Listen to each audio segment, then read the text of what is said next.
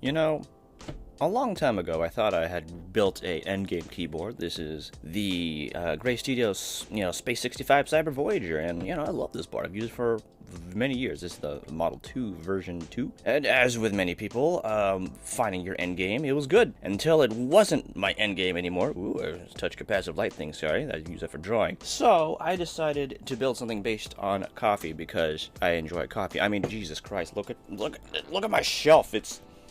I got a whole bunch of coffee here, just lined up. Makes my room smell nice. But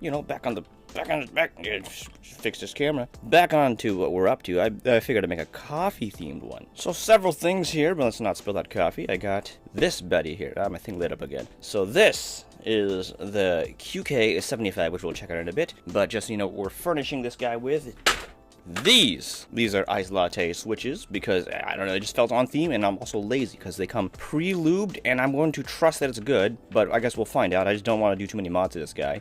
And for keycaps, we're going to be using the nice PBT, nice PBT soya milk because I am lactose intolerant, and I thought it'd be fun. So let's get started. Now, I actually got this in the mail like a little while ago, but I had to go to work, so I came home from work, and we're seeing this together for the first time. So I got the version with an FR4 plate is what we're going to be using today with this guy, which we'll see here looks like. And what do we have here? Oh, screw-in stabilizers by Owlet. Oh, that's awkward. I bought these like separately in case I needed stabs, and I didn't know it came with stabs. I mean, I'll be right back. Yeah, literally in my drawer. I bought these beforehand because I didn't know it would come with stabs, but I guess I have choices of the same thing now, so that's awkward. So at least I have another set in case something goes wrong. It seems we also have the PCB here, and it's got a lot of foam with it. Now, I don't want to make too much of a comprehensive review out of this guy because there's tons of videos on this keyboard itself already, but, I'm going to do it anyway, and this is not a very comfortable position to be doing this in. Like, by no means am I comfortable at all in this position. I have to build it and show you guys like this, so that's why I kind of want to keep it short. And this is going to be definitely a messier review, so I'm just going to just cover what we got here from the basics. Oh, we got a cable? What? Is it a nice cable? I have no idea. Oh, that's not incredible, but it is actually quite nice. A matching coiled cable. I wish they didn't fold it in there like that, because now I got a funny bend in it. So you win some, you lose some. That's not too bad. What's in this box? Made in China. That tells me nothing. Okay, that makes sense. So we got ourselves... Oh, that's the badge! I got the little no decaf badge you can put on the back of the keyboard, which you'll see later. And ironically, I'm actually drinking a decaf coffee over there. That's a decaf. I need to sleep, very important. Aside from the badge, it seems we also get like a little USB bit in case you want to go wireless with this guy. And it seems in this bag, we're going to get our assembly equipment. So, key switch puller, which, oh, this is actually quite a nice one. Key switch puller, keycap puller, our screwdriver with a little tip on it to keep things safe. That's nice. More little bags. Oh, little tabs here. Oh, these are our ribbon cables, it looks like. And various other things for assembly. Okay, cool. Let's take a look at this guy. Now, in going with the coffee theme I had been talking about earlier, we got the cream version. So, because first off, it kind of looks like coffee. Just kind of carefully take that out because I do want to take a look. Oh, yeah, that's a nice color right there. Get the brown here. That's clickable. Little tiny itty bitty screen. Oh, yeah. Oop, I got fingerprints on it. So that is, ooh, how you doing?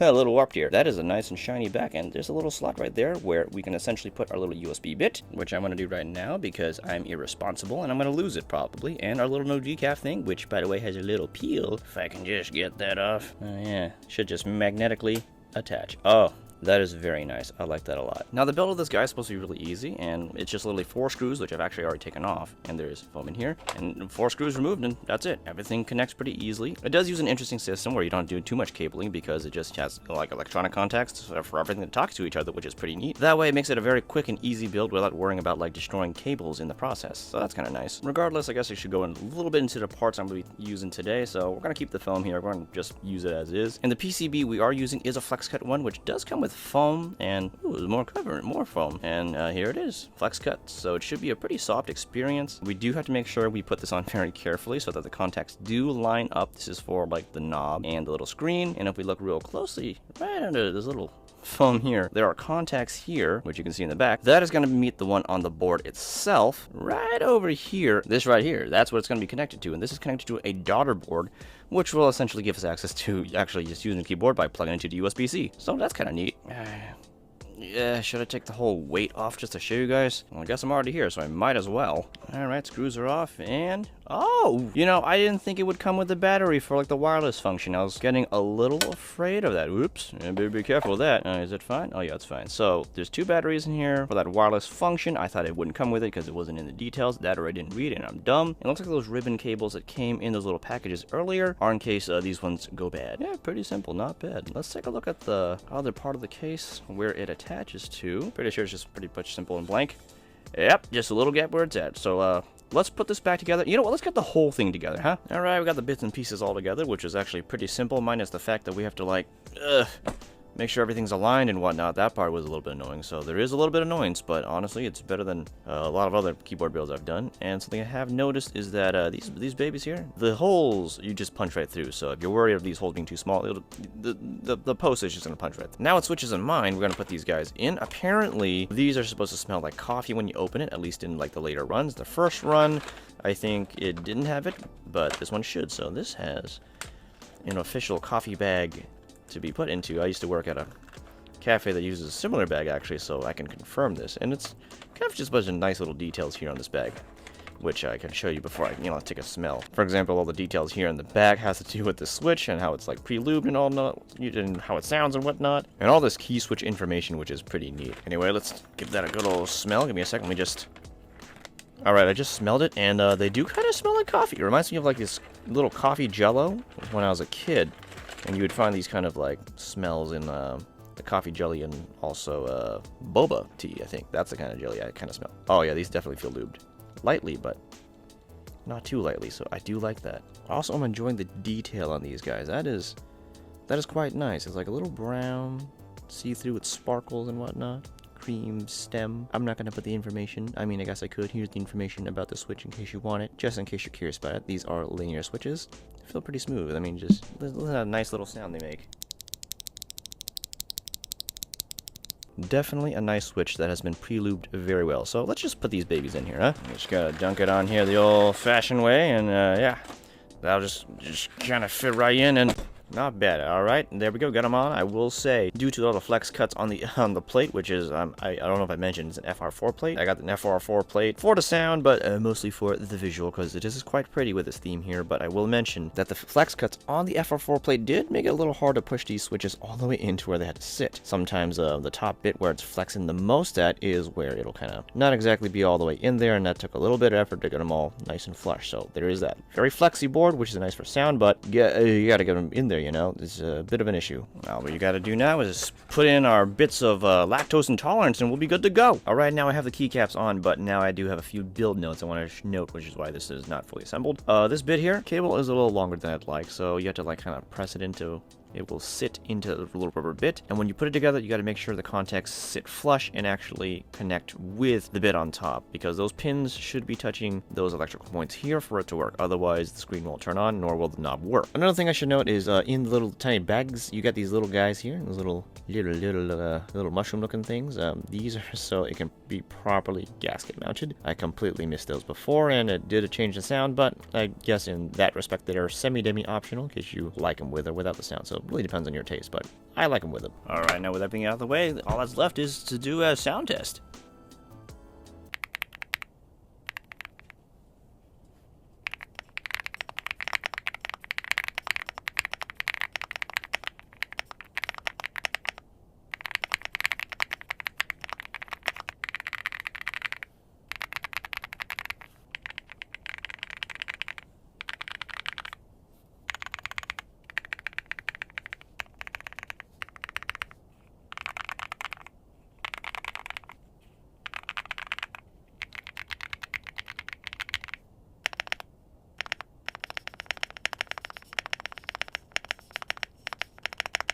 Alright, that's been the QK75N. I just wanted to make a fun video, just to show off this new board I got because I saw it and I really wanted it, and I might as well make a fun video about it. I didn't want to get too into it, like the seriousness of it, because I know there's a lot of people already done that for you guys to watch, but, if you came to watch mine, thanks a lot, This is a soy milk coffee themed one, as, I mentioned before, and I hope you like that kind of idea. And I guess I should at least put some final notes, because I still am a review channel, technically speaking. So, this thing with all the modifications and whatnot that I bought it with, with came up just a little bit above 200 with, you know, shipping and handling, all that kind of stuff. So for that price, this is an amazing board. Granted, you don't get any switches, so, you know, you have to understand it's probably going to cost you more than that, because you're going to buy your own switches and your keycaps and whatnot, just to get that look and sound. So there is that, but for what you get, bare bones, this is an amazing deal. There's a lot of customizability to the sound, which I found out honestly by accident by forgetting those little like white nub things and testing putting in and out the foam. But the differences in the sound weren't too major, surprisingly, with or without the foam, and I think it has a lot to do with the foam having cutouts in the bottom of them for each of the switch. That way it doesn't cover like the bottom of the switch and affecting the sound too much. So I did find that interesting. It does make the sound still kind of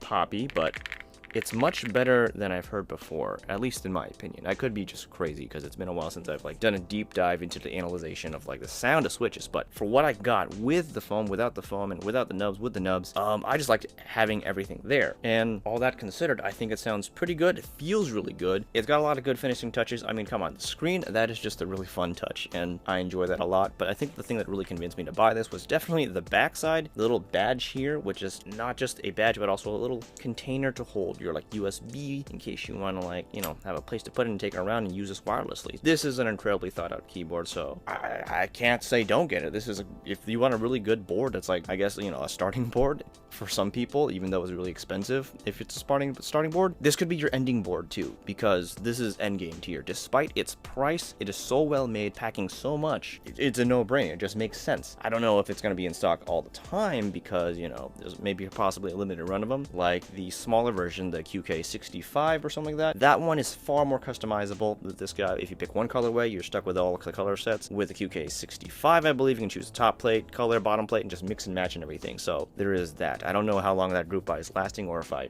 am talking and it's already done, but, you know, there it is. That QK stuff is real nice with, you know, QWERTY keys. It's good. I'm just kind of rambling right now, so that being said, yeah, it's been fun. I might make like a sound comparison with like the nubs, without the nubs, and with the foam, without the foam, just for fun down the line. We'll see. I don't know if it makes sense for me to do it too much. I know a lot of people do it, but, you know, sound also depends on which switches you have. So if you're going to be using these switches, this is what it's going to sound like. But yeah, we'll see. I might not. I don't know. We'll see. I mean, it's pretty easy to disassemble, so not going to kill me. We'll find out. See you guys later.